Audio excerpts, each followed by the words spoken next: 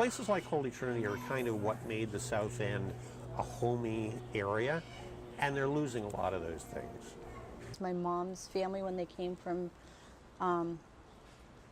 Ireland, that's where they moved to the South End, right by the church. They literally lived a street over.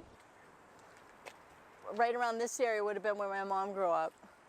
On the other side of, on the other street, behind it, yeah. Across from Holy Trinity was the school, the convent, there was a grammar school and high school, a convent, an old age home, and the church hall, which they called Casino Hall, which there were bowling lanes and beer taps in the basement because they were Germans. But it's changed a lot. In the 80s, you wouldn't have come down here. It was really the late 80s, early 90s, this area really started to change and become revitalized again.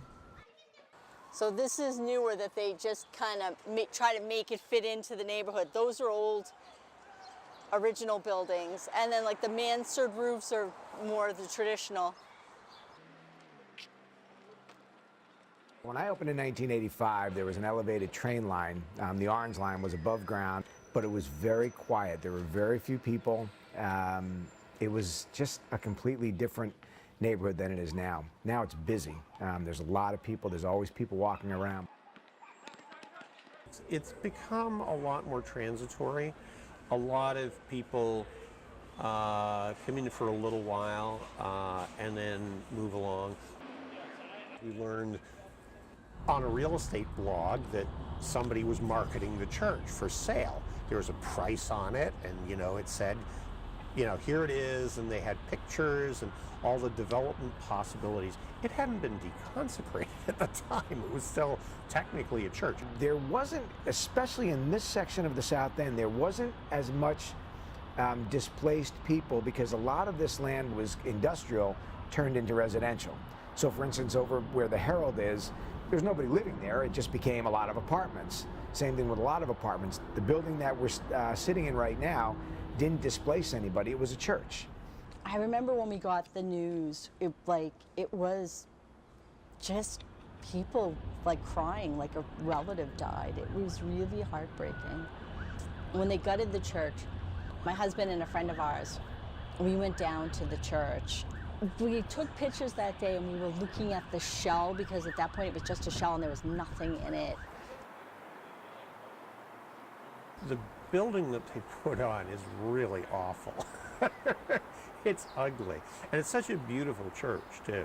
The condos are just, they're really awful. I mean, they don't reflect the church at all.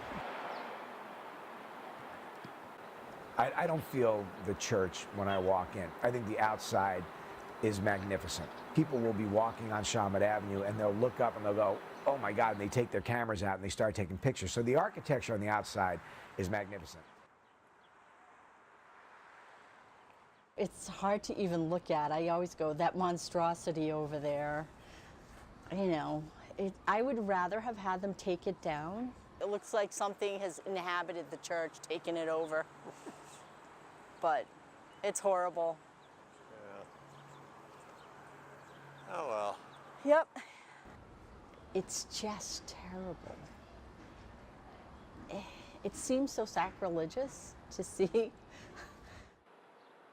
The history has been kind of wiped out, and I'm sure nobody who's in that condo has any knowledge of what went on, or the really great history of Holy Trinity. I'm not as familiar with the history of this church, though I understand it's one of the older churches in Boston. I live in the rectory, the part of the church that's the rectory.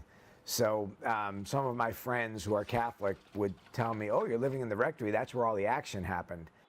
I like it. It's kind of fun to joke that, I go to church every day.